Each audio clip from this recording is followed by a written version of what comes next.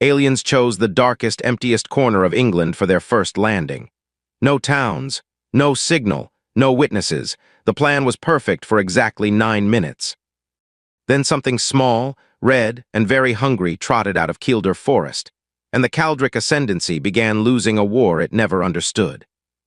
If a story about the whole planet being saved by one stubborn little animal sounds like your kind of night, hit that like button, subscribe to the channel, and share this with someone who still underestimates small things. And in the comments, tell me the exact moment you knew the aliens were finished. Now let's move forward into the dark together, because the dark is where this one belongs. Kielder Forest sits in the far north of England, in a county called Northumberland, right up against the Scottish border. It covers about 250 square miles, which makes it the largest forest in England. Most of it is spruce and pine, planted in long, straight rows by people who are all dead now. Between the trees there are peat bogs, drainage ditches, gravel forest roads, and a lake called Kielder Water, which is the biggest man-made lake in northern Europe. Almost nobody lives there. Northumberland has the lowest population density in England. There are more sheep than people, more trees than sheep, and more midges than anything else in the known universe. And above all of it, there is the sky. Kielder sits inside the Northumberland International Dark Sky Park, the largest protected area of night sky in Europe. On a clear night you can see the Milky Way with your bare eyes. There are no street lights.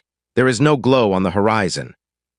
There is nothing but black and stars, and the sound of water moving somewhere you cannot see. It was, on paper, the perfect place to invade a planet quietly. It was, in practice, the worst decision the Caldric Ascendancy ever made. Dr. Helen Ward was on shift at Kielder Observatory on the 29th of October. The observatory is a real building, made of timber, perched on a hill, and it is cold in a way that gets into your teeth. Helen had been an astronomer for 19 years. She had a flask of tea, 2 jumpers, and a public stargazing group booked for 9 o'clock that had already canceled because of the fog. At 8:14, she saw 3 objects come down through the cloud layer over the western plantation. They were not meteors. Meteors burn out. These slowed. Helen did what any professional would do. She reached for her phone to report it. There was no signal. There is never any signal in Kielder. This is not a plot device. This is simply Northumberland. She swore, put on a 3rd jumper, and went to find her car keys. 2 miles away in the village of Falstone, a fox was going through the bins behind the village hall. He was a dog fox, about 7 kilograms, which is a respectable size for a British red fox. His coat was the deep rust color that only looks orange in daylight. His throat and belly were white. The backs of his ears were black, and his lower legs were black too, like he was wearing long socks that did not match the rest of him. The tip of his brush, that heavy tail that trails behind a fox like an argument, was pure white. His pupils were vertical slits, which is why he could see in that fog better than any human, any hound, and as it turned out, any invading army. The people of Falstone called him Custard. They called him Custard because 4 years earlier he had stolen an entire custard tart from the window ledge of the village hall during a funeral tea, in full view of 11 mourners, and had not hurried while doing it. Doreen Hall, who ran the tea urn and had run it for 31 years, had never forgiven him. She had also never stopped putting the tart on the ledge. Custard was not a pet. He was not tame. He had never been touched by a human hand and never intended to be. He was simply local, in the way that a pothole is local. Frank Charlton, hill farmer, 68 years old, had been fighting Custard for 4 years, and Custard's father before him, and probably his grandfather, for a total of about 40 years of continuous warfare. Frank farmed Cheviot sheep on the ridge above Falstone, and he kept chickens, and every so often he had fewer chickens than he had gone to bed with. Frank had built 6 different chicken runs. He had used wire mesh, buried skirting, electric fencing, and one time a device he had ordered from a magazine that was supposed to emit a noise foxes hated. Custard had slept next to it. 40 years, Frank used to say, standing in the doorway of the Falstone shop, and that animal has never once looked worried. Alan Dodd, who ran the shop and the single petrol pump outside it, always said the same thing back. Because he isn't Frank. Gareth Robson was the Forestry England Ranger for the Northern Beats. He knew every track, every locked gate, every ditch, and every place a truck would sink. He also knew Custard, because Custard had once stolen his sandwich out of an open Land Rover while Gareth was standing 3 feet away holding a chainsaw. And then there was Ollie, who was 11, and who lived with his mum in one of the forestry cottages, and who had been given a cheap trail cam for his birthday. He had strapped it to a fence post on the edge of Sector 12 with a bungee cord because that is where the Badgers crossed. It recorded whenever something moved. It had cost £40. It would, within 36 hours, become the most important intelligence asset on the island of Great Britain. None of them knew any of this yet. 6 miles into the plantation, in a clearing where the spruce had been felled 2 winters before, the first landing craft settled onto the peat. Commander Voreth Kell walked down the ramp and looked at his new world. Kell was tall, armored, and precise. He had commanded 4 successful annexations. He had a voice like a filing cabinet closing. He had chosen this site himself from orbit using 3 criteria: minimal artificial light, minimal population, minimal communication infrastructure. Analyst, he said. Confirm, Semet checked his instruments. Semet was smaller, older, and had the permanently tired posture of a man who had told his superiors the truth several times and learned nothing from the experience. Confirmed, Commander. No settlements within 4 kilometers, no signal traffic of any kind. The region appears to be functionally silent. Good, Kell surveyed the tree line. We established the beacon lattice tonight. 40 markers 1 kilometer apart. They will map the terrain, guide the second wave, and give us a corridor to the coast. By the time this planet notices us, we will already own the ground under it. An elegant plan, Commander. It is an obvious plan, Kell said. Elegance is what happens when nothing has gone wrong yet. The beacon markers were beautiful pieces of engineering. Self-anchoring, self-powering, weatherproof, and each one about the size of a milk bottle. To keep the internal components stable in cold conditions, each marker was coated in a thin protein-based thermal sealant. It was a small design choice. It had been signed off years ago by an engineer on another planet who had never met a fox. The sealant smelled, faintly, of meat. At 2 in the morning, in fog thick enough to lean on, Custard came down the forest ride with his nose working. He had been going that way anyway. There were voles in the felled ground. He stopped 50 meters from the nearest beacon, sat down, and looked at it for a long time. Foxes are careful. Everything about a fox is a calculation between hunger and risk, run constantly and updated every second. He circled it twice. He listened. Somewhere in that fog were 60 armed soldiers from another star system, and Custard could hear all of them, because a red fox can hear a beetle moving under leaf litter. He decided they were slow. He walked up to the marker, took it sideways in his jaws like a chicken, and carried it 400 meters into the trees. Then he did what foxes have done for 2 million years with any food they cannot finish. He dug a hole, dropped it in, pushed the soil back over it with his nose, and walked away. Then he went back for another one. By dawn, 9 of the 40 beacons were underground, scattered across 3 square kilometers of Kielder forest, still transmitting perfectly from beneath 8 inches of Northumberland peat. And the Caldric ascendancy woke up to a map of England that was, in a very specific and very expensive way, completely wrong. Semet did not want to say it out loud. He checked the lattice 3 times. The beacons were transmitting. Every single one was alive, powered, and reporting. That was the problem. 9 of them were reporting from positions that made no geographical sense, at elevations below the surface of the ground, in a scattered pattern that no natural process could explain. He took the readings to Kell at first light. Commander, the terrain model has an anomaly. Define anomaly. 9 markers have relocated during the night. Kell turned very slowly. Markers do not relocate, they are anchored. Yes, Commander, and they are still anchored. They are simply anchored somewhere else, and lower. Kell studied the model for a long moment. The lattice showed the forest folded into itself, one ridge duplicated, a valley that existed twice, and a section of the corridor to the coast that now appeared to run directly through a hillside. Ground subsidence, Kell decided. This region is saturated. Redeploy 9 replacements. Wait them. Yes, Commander. They redeployed 9 replacements. They waited them. Custard buried 6 of those too.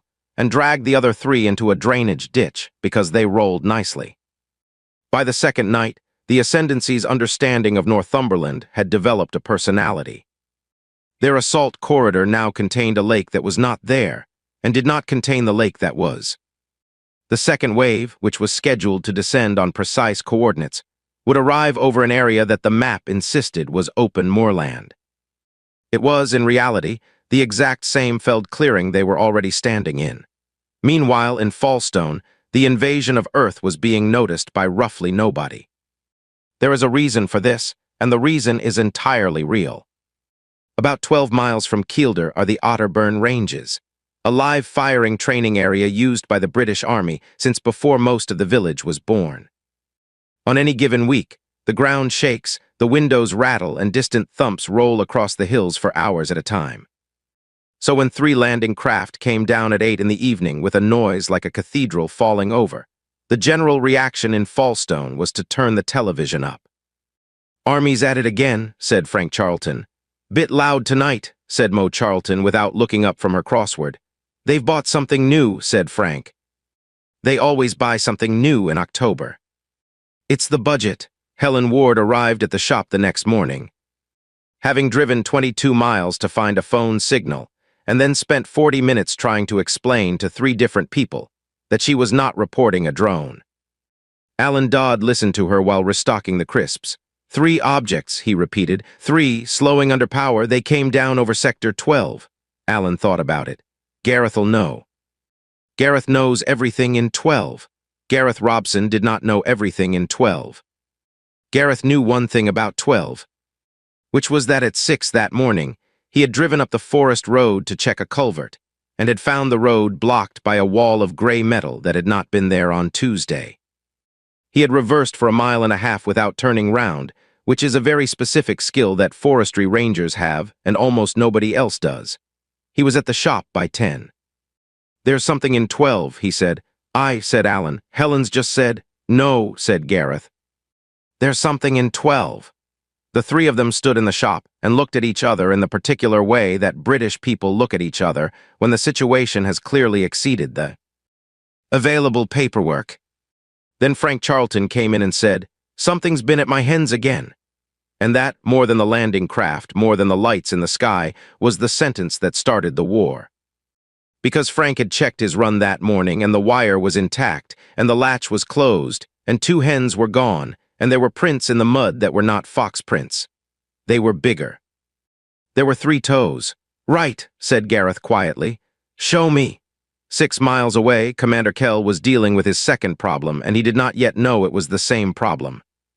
2 soldiers had gone to a supply crate to draw rations and had found the crate open. This should have been impossible. The crates used a rotational locking mechanism, sealed against pressure, temperature, moisture, and unauthorized access. It required a deliberate 2-stage turn. "Sabotage," Kell said. "Possibly, Commander," said Semet, who was crouched by the crate looking at the mud. "Or possibly not." "Explain," Semet pointed. In the soft peat around the crate were dozens of small tracks. 4 toes, claw marks. A neat, direct, almost delicate line of them, one print almost in front of the other, the way a walking fox places its feet. "An animal, Commander. An animal opened a 2-stage rotational lock." "An animal opened a 2-stage rotational lock," Semet agreed. "Twice." "The second crate is also open." Kell was silent for some time. "How large is this animal?" Semet measured a print with 2 fingers. "Small, Commander, perhaps 7 kilograms. "Perhaps a little less. 7 kilograms. "Yes, Commander. We have annexed worlds with fortified cities," Kell said. "We have broken orbital defense rings." "And you are telling me that 7 kilograms of local wildlife has entered our supply chain?" Semet looked at the crate, and then at the empty ration packs scattered in a rough half-circle. And then at the small, neat prints leading away into the trees, unhurried, in no particular rush at all. "Yes, Commander, I believe it has also taken the packaging." What Semet did not know, and could not have known, is that the village of Fallstone had been losing this exact war for 4 decades. The bins behind the village hall had been replaced 3 times. The second set had been advertised as animal-proof. The third set had a clip. Doreen Hall had personally attached a bungee cord to the third set, and Custard had learned the bungee cord in 9 days. Every fox-proof latch that human beings have designed in Britain has eventually been defeated by a red fox, because the fox has nothing else to do all day, and the human has a job. The Caldric ascendancy had, without knowing it, brought a container into a forest containing the single most patient lock-picking specialist on the island. That night, Kell ordered a perimeter sweep with thermal optics. It failed for a reason nobody predicted. The felled clearing was surrounded on 3 sides by 400 Cheviot sheep, which are white, woolly, warm, and completely indifferent to alien technology. The thermal returns came back as a solid field of moving heat signatures, from horizon to horizon, all roughly the size of a large fox, all wandering randomly. "Filter the livestock," Kell ordered. "We can filter by mass," said Semet. "The target is 7 kilograms, a lamb is 9. "Then filter below 9, Semet did. 612 returns came back. Northumberland at night is not empty. It is full of hares, badgers, owls, rabbits, roe deer, fawns, and one red squirrel that came down a spruce trunk at 2 in the morning and was briefly designated a priority target by an entire alien battalion. At 3:15, one of the thermal operators reported movement at the eastern tree line. He magnified. 2 vertical slits of reflected light looked back at him from the dark, about 40 meters away, absolutely still. Then they blinked, moved 8 meters to the left in complete silence, and stopped again. The operator's voice went up half an octave. "Commander." "It's watching us." Kell gave the order at dawn, and it was, in fairness, a completely reasonable order. "Locate the animal, remove it, restore the lattice." 3 hunter teams went into the trees. They carried scent tracking units, which had worked on 11 previous worlds. The units identified a target's chemical signature and followed it tirelessly through any terrain. The scent tracking unit is a magnificent piece of technology, and it met, that morning, its natural enemy. A red fox has a scent gland on the upper surface of its tail, near the base. It is called the violet gland. It produces a musky compound that a fox leaves on fence posts, tussocks, stones, gate hinges, tree stumps, and anything else it decides is worth commenting on. A dog fox in autumn will scent mark hundreds of times a night over an area of several square kilometers. Custard's home range covered most of the plantation. Custard had been scent marking that plantation every night for 4 years. The hunter teams entered the forest, acquired a signature, and followed it. It led them north for 2 kilometers to a stump. Then it led them east for 1 kilometer to a gate post. Then it led them south to a stone. Then it split into 4 directions at once. By 9 in the morning, Team 2 had followed the trail into Team 3, and both teams had reported contact with the target, and the target had been each other. By 11, Team 1 had walked in a complete circle of 6 kilometers and arrived back at the crate they had started from, where they discovered that a 3rd crate had been opened while they were out. "He is drawing us away," said the Team 1 leader over the link with real professional respect. "This is a deliberate deception pattern." It was not a deliberate deception pattern. Custard had gone to sleep at 7 in the morning in a hollow under a fallen spruce, curled up with his brush over his nose, and had not thought about them once. That is the thing about a fox, and it is the thing that beat them. A fox is not fighting you. A fox has simply decided that you are weather. Meanwhile, the human side of this war was being assembled in the Fallstone village hall, and it did not look impressive. Gareth Robson had gone up the forest road at first light, and had come back with a description of a fortified position, a landing craft, and armored soldiers. Frank Charlton had gone with him, and had come back with a description of the same thing, plus a strong personal opinion about the state of the forest road. Helen Ward had driven to Bellingham and got through to somebody official, who had taken her name, her number, and her observations, and had told her that the matter was being escalated. Helen had a doctorate in astrophysics and knew exactly what being escalated meant. It meant Tuesday. So at 4 o'clock in the afternoon, 22 people met in a village hall under a hand-painted sign about the Christmas fair, and Doreen Hall put the urn on. "Because you do not have a meeting in Northumberland without the urn." "Right," said Gareth. "Nobody's coming today, maybe nobody's coming tomorrow, so it's us for a bit." "How many of them?" asked Alan Dodd. 60. "Maybe more. And how many of us?" Gareth looked around the hall. 22, 23 if Terry's coming. Terry's gritting, said Mo Charlton. Then 22 and a gritter. Kenny Duffy put his hand up. Kenny was 34, ran the contract muck spreading for 4 farms, and had the permanent expression of a man who had made his peace with a smell. "I've got a full tanker," he said. The room considered this. "Full of what?" said Helen, who was new. Everybody else in the room looked at her with enormous kindness. "Slurry," said Kenny. "How full? 12,000 liters." Helen opened her mouth, closed it, and wrote something down. And then Ollie, 11 years old, standing at the back because his mum had said he could come if he did not speak, spoke. "I've got them on my trail cam." The hall went quiet. He had checked it that morning before school because the Badgers had been crossing. The little unit on the fence post had recorded 140 clips in 30 hours. Most were rain. Some were rabbits. 9 were armored figures walking past a fence post at a distance of 11 meters, in daylight, clearly enough to count the fingers on their hands. And 1 from 2 in the morning was a fox carrying a glowing object across the frame, unhurried, tail out straight behind him, white tip catching the infrared. Frank Charlton stared at that clip for a long time. "That's him," he said. "That's the little sod." "That's your fox," said Helen. "That is not my fox," said Frank with feeling. "I have never owned that animal in my life, and I resent the suggestion." Ollie said quietly. "He's taken loads of them. There's clips all night. He keeps going back." Gareth leaned in. "How many? 15 maybe, different ones." "He buries them by the ditch line." And that was the moment when everybody in that hall understood the same thing at the same time, which is that they were not the resistance. They were the reinforcements. "Right," said Gareth slowly. So they came down in the dark in the quietest place in England, and the first thing that happened to them is that Custard robbed them blind. "He robbed a funeral," said Doreen. "Nothing surprises me. Can we use it?" said Alan. Gareth spread the forestry map across the trestle table. It was a real map, paper, folded, soft at the creases, showing every ride, every culvert, every gate, and every one of the plantation's drainage ditches.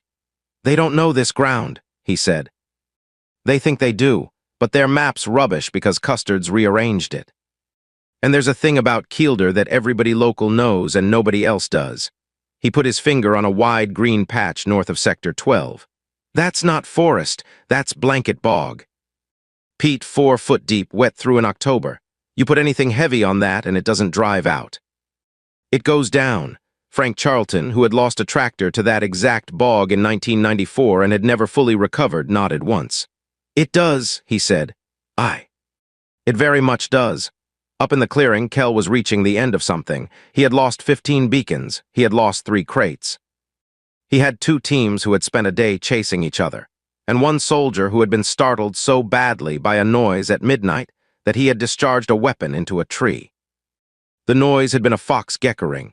It is a sound like an argument between a seagull and a broken hinge, and it carries a mile in still air. Nothing on Kell's threat library matched it. "Designate the animal," Kell said. Semet hesitated. "Commander, the local population appear to have already designated it." We intercepted an audio fragment from a low-power transmission out of the settlement. "And the designation is Custard, Commander." Kell closed his eyes briefly. "Then we deploy the walker," he said. "Tonight, 12 tons, full sensor suite, thermal, acoustic, seismic. It will sweep the plantation grid by grid, and it will end this." Semet looked at the terrain model. The terrain model was, by now, a work of fiction. "Commander," he said carefully, "may I suggest we survey the route on foot first?" "Denied," said Kell. "We have wasted enough time on a scavenger." At 11 that night, 12 tons of Caldric Hunter Walker stepped out of the clearing and turned north, straight towards the blanket bog, following a map that a fox had personally rewritten. And on the ridge above, lying flat in the heather in a borrowed coat, Ollie's trail cam was recording every second of it. The walker made it 400 meters onto the bog before anything went wrong, and those 400 meters were the most confident 400 meters of the entire invasion. Peat is deceptive. The top 8 inches are a mat of heather root and sphagnum moss, and they hold weight surprisingly well. Underneath is 4 feet of black water suspended in what is essentially wet soot. The walker's left forward foot broke through the mat at 412 meters. The pilot did what pilots do, which is apply power. That is exactly the wrong thing, and it is also exactly what a human driver does, which is why Frank Charlton had said on the ridge 40 minutes earlier, he'll gun it. They always gun it. The right foot went through. Then the hull settled, and 12 tons of Hunter Walker began to lower itself into Northumberland with the slow dignity of a very large man getting into a very small bath. "Commander," the pilot reported, "I am experiencing terrain instability." "Reverse," said Kell. "Reversing." "Are you moving?" There was a pause of the kind that changes careers. "I am moving downward, Commander." Up on the ridge, 22 people watched a war machine that could level a town sink to its knees in a bog. And Kenny Duffy said the sentence that Ollie would repeat at school for the rest of his life. "That's a recovery job, that." The soldiers came out to it, of course. They had to. 18 of them on foot with recovery cable crossing the same bog on the same route at night. Gareth Robson gave them exactly 9 minutes. Then he gave a nod, and Terry Bell, who had finished gridding, released the handbrake on a council gritter lorry at the top of the forest road. A gritter does not fire salt gently. It throws it in a wide arc at speed from a spinning disc, and it is designed to cover an entire carriageway. Terry came down that forest road at 30 miles an hour with the spreader on maximum, and put roughly 200 kilograms of rock salt across the recovery party in 11 seconds. Rock salt is not a weapon. It did not injure anybody. What it did was coat 18 sets of precision optics, sensor housings, and joint seals in a corrosive, gritty magnesium chloride slurry that then mixed with bog water. Every sealed joint in the Caldric Ascendancy's field armor was now full of grit. "Chemical attack," someone screamed on the link. "Chemical attack, unknown agent." "It's road salt," said Semmet from the clearing to nobody in the voice of a man narrating his own retirement. And then Kenny Duffy backed the tanker up to the top of the ride and opened the valve. 12,000 liters of slurry went down a forestry drainage channel that had been cut in 1971 to run directly into the felled ground where the Ascendancy had set up their forward sensor post. Slurry is agricultural, it is legal, it is spread on those fields every autumn. It is also, chemically, an ammonia-rich organic suspension, and it destroyed the ability of every scent tracking unit within 200 meters to distinguish anything from anything, permanently.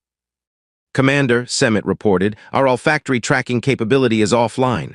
"Cause," Semmet looked out at the clearing. "Farming, Commander?" By midnight, the Ascendancy had a war machine in a bog, 18 soldiers coated in salt, a forward post drowning in slurry, and a terrain model that now believed the bog was a road. The road was a lake, and the lake was somewhere near Carlisle. And they still had not found the fox. Custard, in fact, spent most of that night about 600 meters away, working steadily through the third supply crate, which had been abandoned in the panic. He carried 9 ration packs into the trees one at a time and buried each one separately, because a fox never puts everything in one place. That behavior has a name. It is called scatter hoarding, and it exists precisely so that no single enemy can take everything at once. It is, without any exaggeration, a 2-million-year-old military doctrine, and the Caldric Ascendancy had no counter for it. At 2 in the morning, Kell came out of the command craft himself. He walked to the edge of the clearing, and he stood there in the fog, and he did something no commander should ever do on a hostile world, which is he thought out loud. "Where is it?" And out of the dark about 30 meters away, something answered him. It was not a roar, it was worse. It was a vixen's scream, which is a sound like a woman being murdered in a way that has genuinely caused British people to call the police for over a century. It came out of the fog at full volume, and it went straight through armor, and it did not stop for 4 seconds. Every soldier in the clearing brought a weapon up. Kell did not move. "Analyst," he said quietly, "that was not a threat display." "No, Commander." "No," said Kell. "That was territorial. That animal is not afraid of us. That animal is telling us that this ground is already claimed." Semmet, who had been holding a very unpopular opinion for 3 days, decided he had nothing left to lose. "Commander, may I speak freely? You have been speaking freely for some time. You simply have not been listening to yourself. We assessed this region as undefended," Semmet said. "That assessment was correct. There is no garrison, there is no fortification. There is no military infrastructure within 12 kilometers. And we have lost 15 beacons, 3 crates, a walker, our tracking capability, and the corridor to the coast. Commander, undefended does not mean unoccupied. This ground is occupied. It is occupied by a small predator that has held it continuously, without support, against an entire village for 4 years. And against that village's ancestors for 400. Kell looked out into the fog. You are telling me we invaded another creature's territory. I am telling you, said Semet, that we invaded it and it noticed, and it has been methodically dismantling us ever since. And I do not believe it has ever once considered us dangerous. At dawn, Kell ordered the second wave brought down early.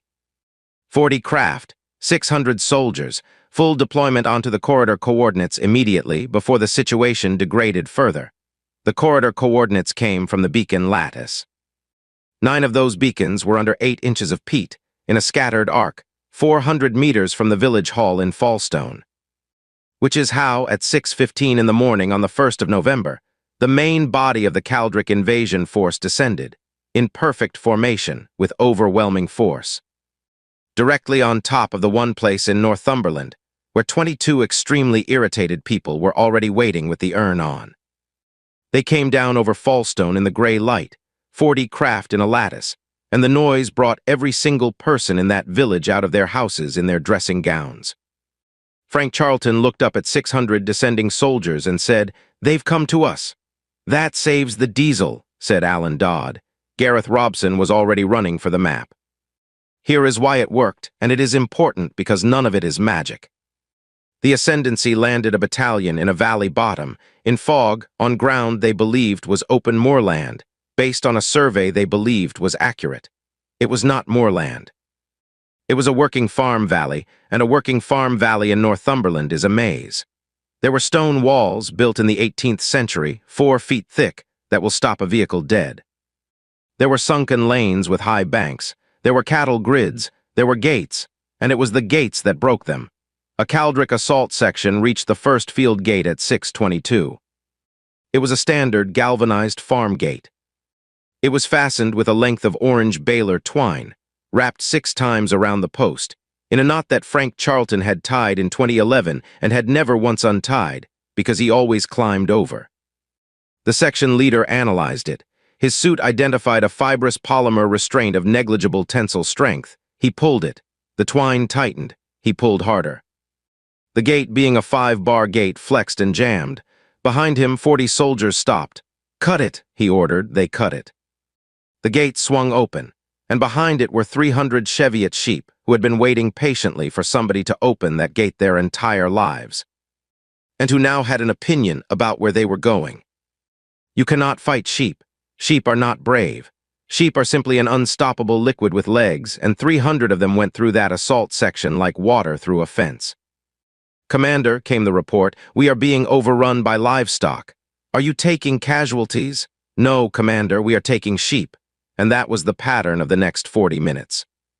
The Ascendancy had 600 soldiers, superior weapons, and total tactical superiority. And they lost the valley because they did not know the ground, and everybody else had known it since childhood. Gareth Robson closed the 2 forestry gates at the top of the valley and locked them with the padlocks he had carried for 11 years. That removed the only 2 routes for their heavy equipment. Kenny Duffy blocked the bridge at Fallstone with the empty tanker, sideways, and then removed the wheel nuts and put them in his pocket. Which is a thing you only think of if you have watched people try to steal farm machinery. Mo Charlton and Doreen Hall got every person over 70 into the village hall, which is a stone building with a slate roof and 1 door. And then Doreen stood in that doorway with a 2-liter urn of water at 98 degrees and made it extremely clear that she was prepared to use it. Helen Ward did the single most useful thing anybody did that morning. She drove Ollie's memory card 22 miles to the top of the hill above Bellingham, found 1 bar of signal, and sent 9 clips of armored alien soldiers walking past a fence, posed to 4 different people at once, including a national newsroom and a duty officer she had spoken to on Tuesday who had told her the matter was being escalated.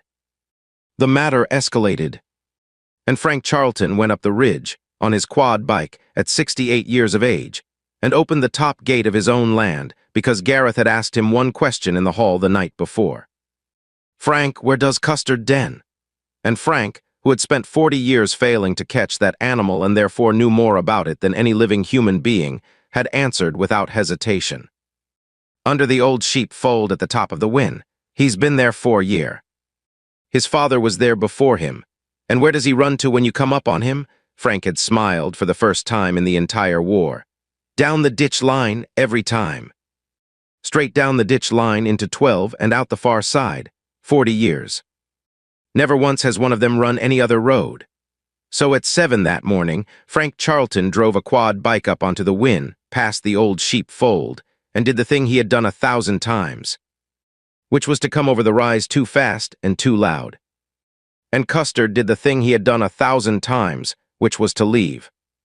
He came off the Wyn at 30 miles an hour, white tip flashing, down the ditch line, through the drainage channel under the wire, along the exact route his father had used and his father before him, straight through the middle of a Caldric command element that had set up on the flat ground at the ditch mouth, because it was the only dry place in the valley.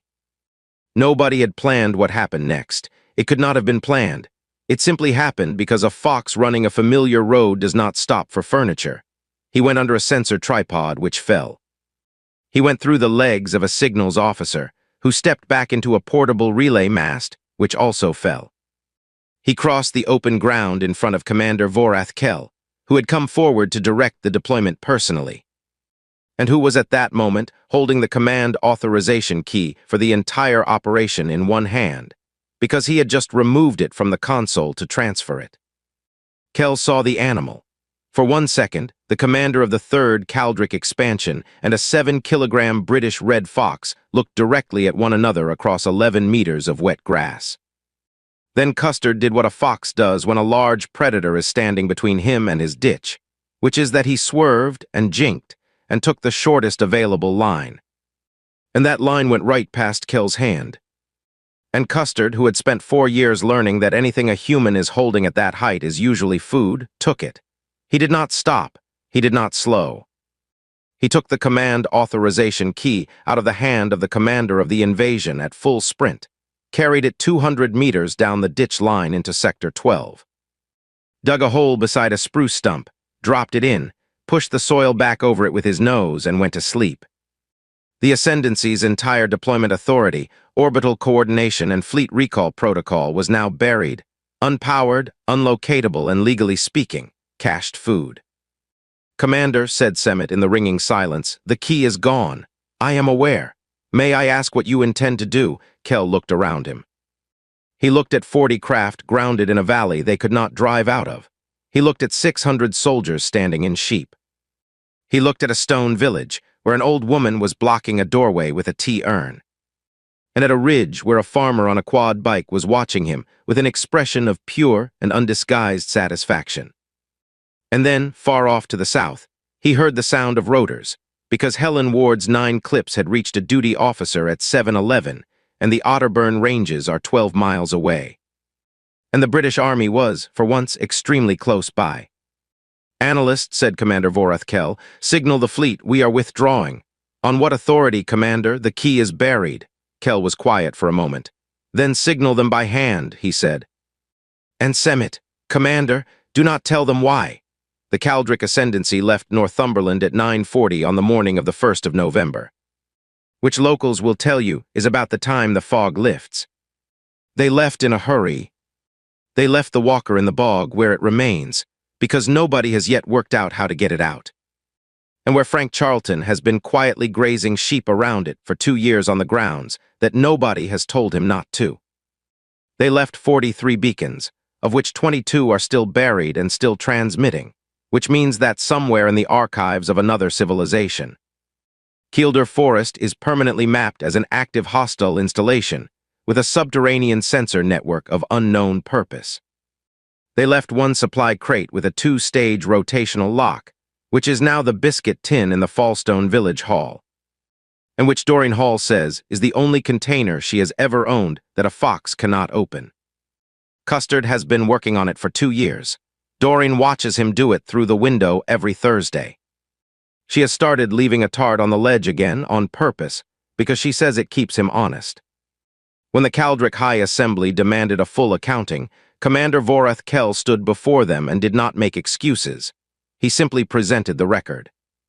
A beacon lattice defeated by scatter hoarding, a tracking division defeated by a scent gland, a hunter-walker lost to peat, a recovery party disabled by road salt, a forward post disabled by agriculture, a battalion halted by a gate fastened with twine, and an operational command key removed from the hand of a commanding officer at speed, and buried by an animal weighing 7 kilograms which had, at no point in the entire engagement, been aware that a war was taking place. The Assembly deliberated for a long time. Then they issued the entry that still stands in the Galactic survey record today. It reads, Earth, Northern Britain region, do not land. 1. The dark places are not empty places. They are simply the places where the residents can see and you cannot. 2. Local livestock is not neutral. Local livestock is terrain. 3. Do not use protein-based sealant on any equipment you intend to keep. 4. Fastenings on this world are not rated by strength. They are rated by how much the owner cares. A twine knot is not weak. It is personal. 5. The population does not evacuate under bombardment. It assumes the noise is the army and increases the volume of its entertainment. 6. Small predators on this world are not small. They are simply compressed. 7. If you meet an animal with a white-tipped tail and vertical eyes, do not engage. Withdraw. It was there first, it will be there after, and it does not consider you a threat, which is the most dangerous thing any enemy can decide about you. Back in Fallstone, things went back to normal by about the following Wednesday. The army came and stayed for 11 weeks and were very polite and bought a great deal of stock from Alan Dodd's shop, which is the single most profitable thing that has ever happened to that building. Helen Ward gave 4 interviews and 1 lecture, and still says, to this day, that the most useful piece of scientific equipment deployed in the incident was a 40-pound trail cam on a fence post. Operated by a child, and she will not be argued with on this. Ollie is 15 now. He has 11 trail cams. He wants to be an ecologist. His clip of a fox carrying a glowing beacon across a fence line at 2 in the morning has been watched more times than he can count, and he still has the original card in a drawer in a sandwich bag, because his mum told him to look after it. Gareth Robson got the Forest Road resurfaced, which he had been requesting since 2016 and which he maintains was the actual victory. Kenny Duffy got his wheel nuts back. Terry Bell was formally reminded about the correct operational use of council gridding equipment, and then bought a pint by every single person in the village, in that order, on the same night. Doreen Hall is still on the urn, and Frank Charlton walked up to the old sheep fold on the Wynn one evening in December, on his own, with something in his coat pocket, and stood there for a while in the cold. 40 years he had fought that animal, 40 years of wire and mesh and latches and one device from a magazine. He had called it a thief and a nuisance and several things that cannot be repeated. He had meant every word. He took out an egg, put it on the flat stone by the entrance to the earth and stepped back. Nothing happened for a long time. Then a narrow red face came out of the dark, with black-backed ears and a white throat, and looked at him with those strange vertical eyes across 11 feet of frozen grass. The same distance, near enough, as a commander of the 3rd Caldric expansion had once managed. Custard took the egg, carried it 40 meters, dug a hole, buried it, and went back inside without once looking round. Frank Charlton laughed until he had to sit down on the wall. "Aye," he said. "Go on then. And that is really the whole thing, and it is the part that the Caldric ascendancy never understood, and the part worth taking away from all of this. Custard did not save the planet. He was not brave, he was not clever in the way we mean it. He never knew what those things were, or where they came from, or what they wanted. He never fought a single one of them. He was simply an animal who had built a life out of a hard hill in a cold country, who had worked out how to open a thing that other creatures could not open, who buried what he could not eat because his ancestors had learned that the world takes everything if you leave it in one place, and who ran the same road home every night of his life because it was his road. And an empire walked into the middle of that and got in his way, and he moved around it exactly the way he moved around Frank Charlton's quad bike, and it fell apart behind him. That is what an invader can never plan for, not the armies, the residents. If this one got you, do me a favor. Drop a comment and tell me your favorite moment, whether it was the gate, the gritter, or the second Kel realized what had just run past his hand. And share this with somebody who thinks the small ones do not count, because they very much do. There is a valley in Northumberland with a war machine sunk in the bog, and a village hall with an alien crate full of biscuits, and a stone wall where an old farmer sits sometimes at dusk with an egg in his pocket. And somewhere above it all, on the darkest ground in England, under a sky with no lights in it at all, there is a fox out doing his rounds. He does not know he won. He would not care. Thanks for watching.